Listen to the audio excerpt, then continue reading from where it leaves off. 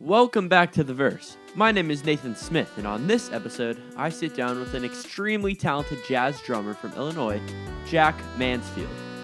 Jack and I talk about his upbringing as a musician, as well as what some of his goals are for the near future. I hope you enjoy. Wherever you're watching or listening, make sure to subscribe for more.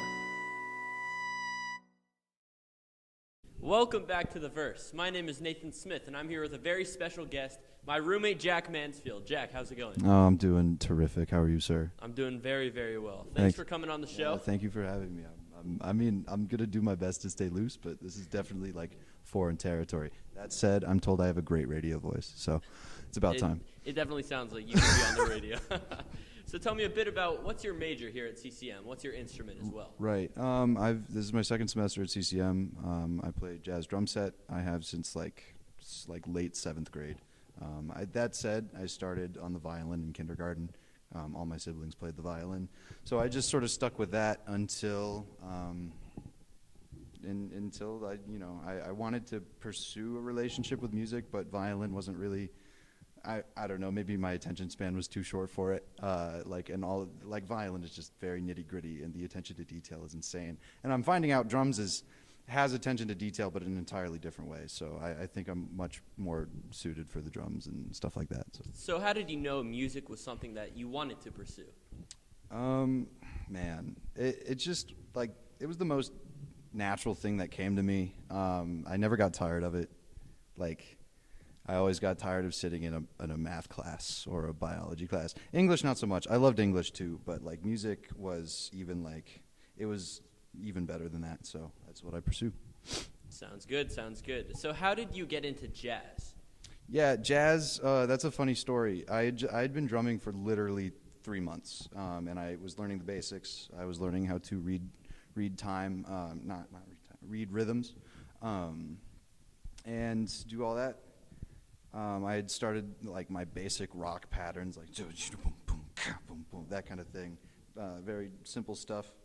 And I was at my sister's university visiting her. She had to finish a paper, so she sent me off with one of her buddies, and he put on Miles Davis's "Kind of Blue," which is one of the most cliche jazz records you can start with. But at the same time, it was really good for me because I fell in love with I just fell in love with the complete atmosphere that record produces. And I went home, went to the library, checked out every bebop CD I could, and from there I was hooked. Yeah, jazz definitely hooks you in, and it seems like that's something that you're super passionate about, and It's amazing that you're following your passion. So tell me you mentioned Miles Davis. Who are some of the other very influential jazz musicians in your life? Yeah, so I got into Miles, and then he has, I think it's Boplicity, or just there's these albums that were recorded from French radio, because that's where he did a lot of recording in his early career. Black musicians found it very difficult to find American studio times, so they went to Paris and London. So in Paris, there was he did a radio show, and there's this French announcer, and he's speaking tons of French, and then all of a sudden he drops a name drums, Max Roach, and I was I should look this guy up. So I looked up Max Roach, and that was great. Also, in my late 8th grade year, that's when Whiplash came out, and Whiplash did a great job of really glorifying Buddy Rich. So I looked into Buddy Rich, and I spent a few years listening to Buddy Rich and his big band, and really enjoying the sort of 70s or late 60s and 70s big band sound. But now I've really come back to that more orchestral, maybe not orchestral, but compositional approach to playing drum set that Max set out for everyone. And Max Roach, Alvin Jones, Art Blakey, those are really standard drummers that if you're a young drummer and you want to get into jazz, you can't go wrong there. So outside of music and outside of just certain jazz musicians, who are some musical inspirations in your life today? Oh, man. God, I love my colleagues. I love the people I play with, especially here. A lot of people back home, they got me here. A lot of people were, they set me up through high school. Hey, can you play this musical pit? Can you sit in at this pub gig or this luncheon or cocktail hour? So I can't thank the people who've worked with me enough and continue to work with me. It's always fun. I mean, in the scene right now, you have like some really insane, technically amazing artists. So like everyone knows who Jacob Collier is, whether or not you like him.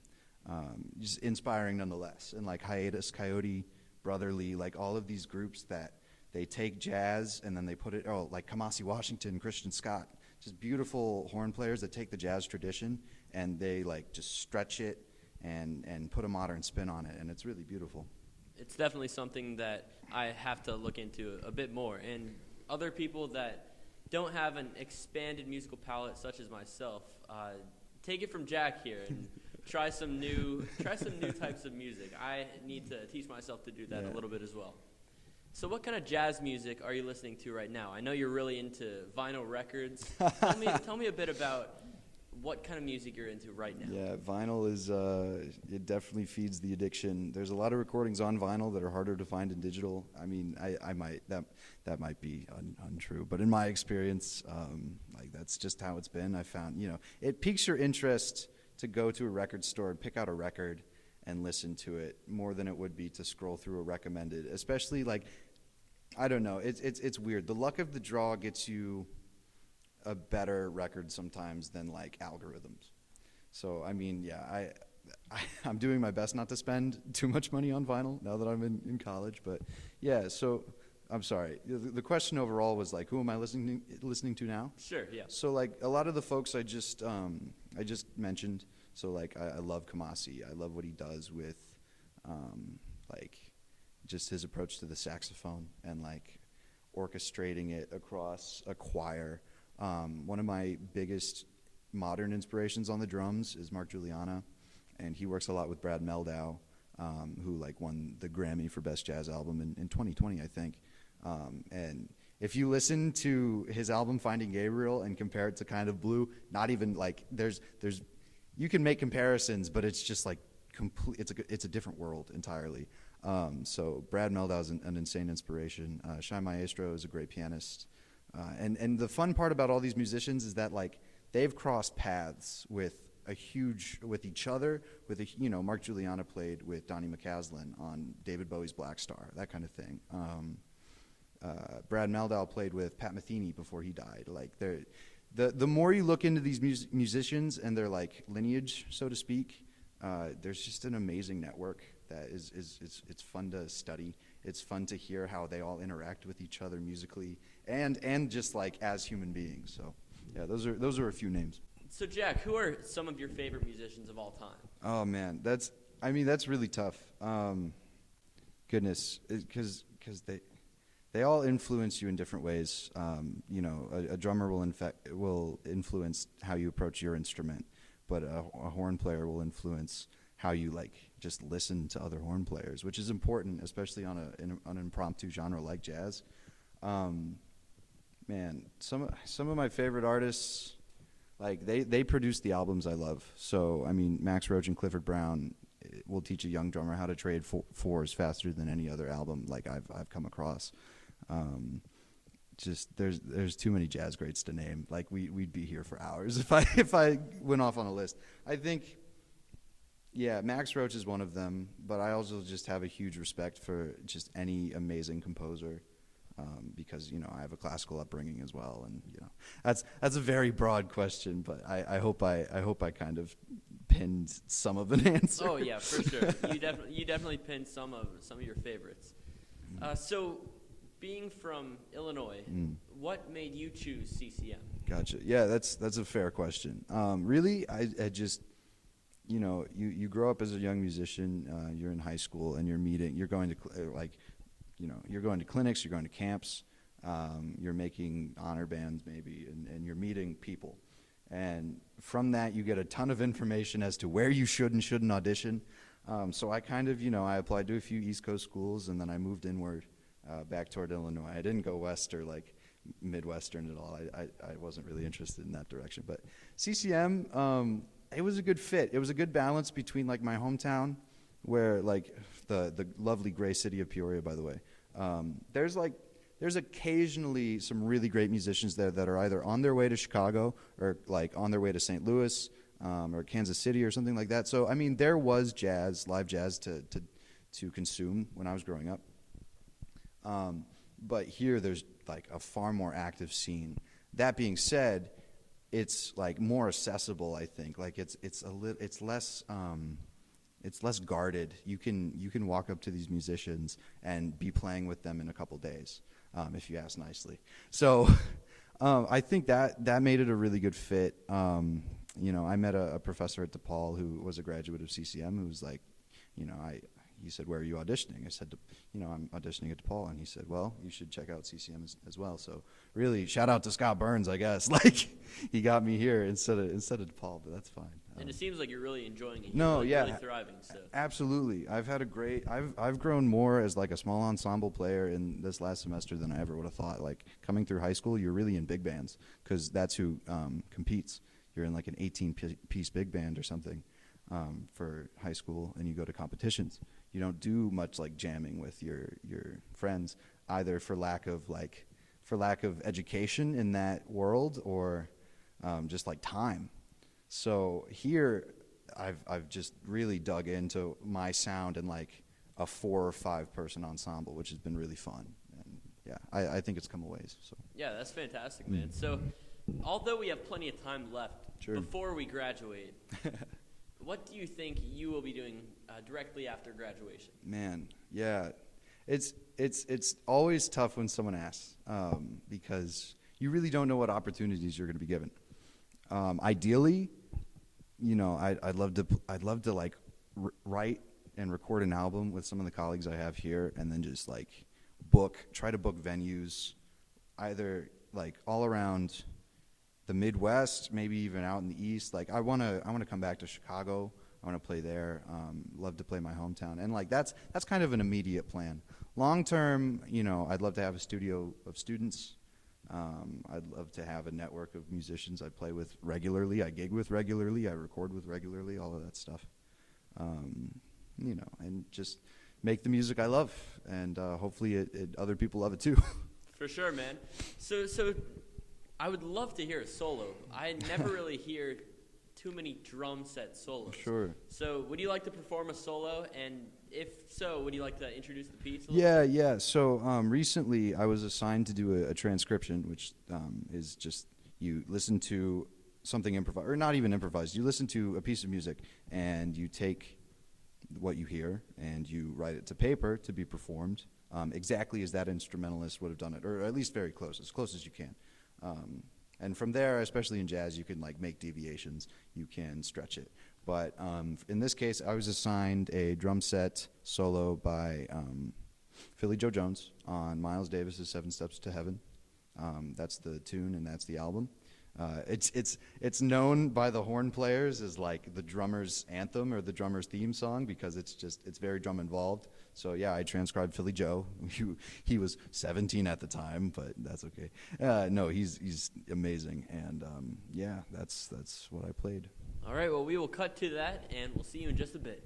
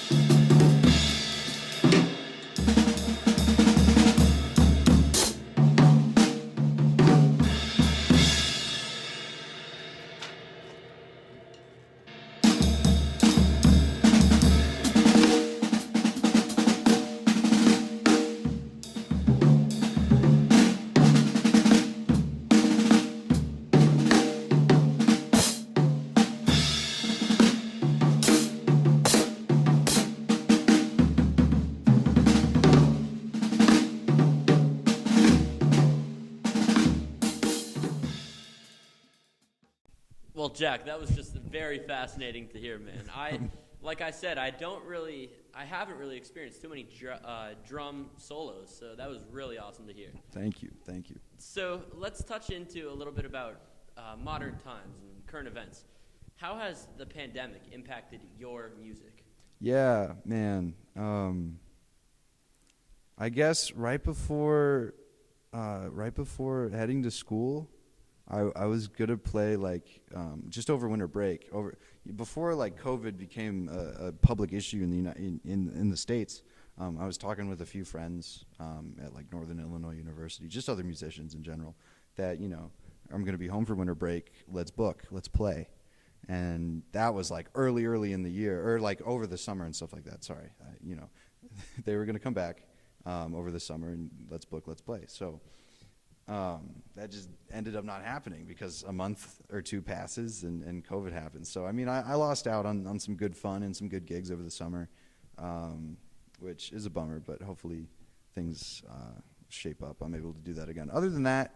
The first semester of college, man, like you and I kind of have a different first semester college experience as does our class, but like than most everyone who goes to college. A lot of local musicians really tried to and to some extent succeeded to put on distanced shows, and that's great. I really appreciate everyone who like would have done that.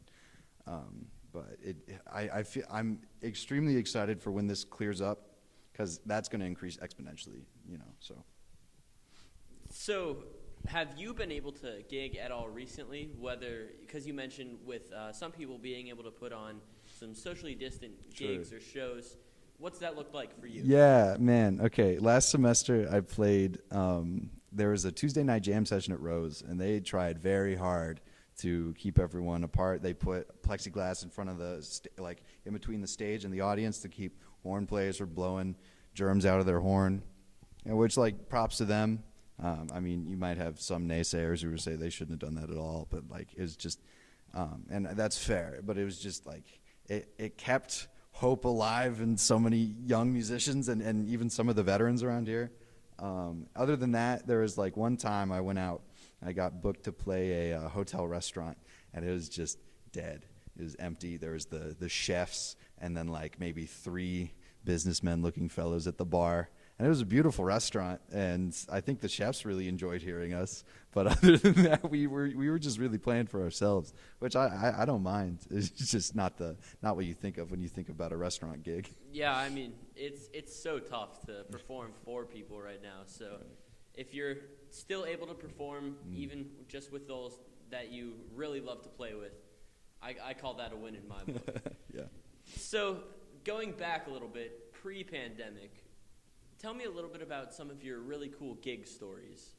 Oh, goodness. Okay. Well, I met a substitute teacher at my high school, and he was subbing in the band class. And when your band director is away, the substitute usually becomes a study hall director. Like kids work on their homework and stuff like that. I was practicing drum set because I was in high school and I was really annoying. That substitute teacher actually knew my drum teacher. I didn't know that. He knew my drum teacher at the time. So when that teacher went to Ireland, he asked my drum teacher if he had any like substitutes. So my name got pulled. He gave him my name, and I got called to do a gig at the Peoria Country Club, which if you know the construction company Caterpillar, that's like old money, and that's right in Peoria. So Country Club of Peoria is like, it's upscale to say something about it. And we're there playing like top 40 rock from the 80s, like stuff like Brown Eyed Girl and just, and it was tons of fun. But I guess the real fun part is when we did our first 45-minute set, and I was approached by a very confused looking waiter with a Crown Royal on ice who handed it to me, and I was 17 and I looked at it and it's like, thank you. And he goes, I'm confused as you. It said the drummer gets Crown Royal on ice every 45 minutes. And I was like, oh, and that's when it dawned on me that I'm playing a sub gig and that my teacher has it in writing that he gets a Crown Royal on ice every 45 minutes. So yeah, that was fun. That sounds pretty interesting. So tell me you mentioned a little bit about what ideally you want to do after graduation. You mentioned having a studio. Sure. So what is your super, super ideal job? Would you maybe like to perform in some big bands? If everything goes right, what do you want? Yeah, man. I would love to be looked at one day like the way I look at Mark Like, that's very vain, but the way I look at Mark Juliana, I hope that, like, my recordings impact, like, someone who's coming up on an instrument like Kamasi or Christian Scott does for me. Like, when I hear these records, every now and again there's a record that gets put out that I will listen to that and, like, only that for about a week, or even more. And I really hope that one day I put out a record that, like, that's someone's that impacts someone the same way. So, yeah. So you kind of answered this last question that I ask all my guests when they come on the verse. Mm-hmm. But when you're gone, what do you want your legacy to be? Oof. Yeah, that's very deep. Legacy. I mean, yeah. I guess you could kind of take from my last answer and apply it to this one. I want people to be inspired by my work. The same way, like I was inspired by Max Roach, by Mark, and by so many other drummers. Goodness, I just hope to really simplify it. I hope that more people said, "Oh, he was a good guy and a good musician," than he was a good musician but not a good guy, because you hear that about a lot of players who are, like, trying to reach the top of their game. So I hope that at the end I could maintain both kindness and ability, or like technical ability and stuff like that. That's the dream. That's the dream. Yeah. Well, thank you so much for coming on the fun verse, times. Jack. Would you like to shout out any social medias? Oh, goodness. Okay, so I guess Instagram, JF Mansfield, my first two initials, Mansfield, my last name. You and I talked about this earlier. My SoundCloud, everything on it is currently private, but that is hopefully going to change within about a year, or even sooner. So if you're listening to this in the distant future, there might be music there now. SoundCloud.com/beatnik. That is NIK. That's my sort of pop producer name that it was available, so I was like, mine. But yeah, that's about it, man. Thanks for having me. Tons of fun. For sure, and I will link those social medias in the description. Got you. Thank you. So thanks again to Jack Mansfield for coming on the verse. We're going to close this one off with Take 5. Thanks for watching.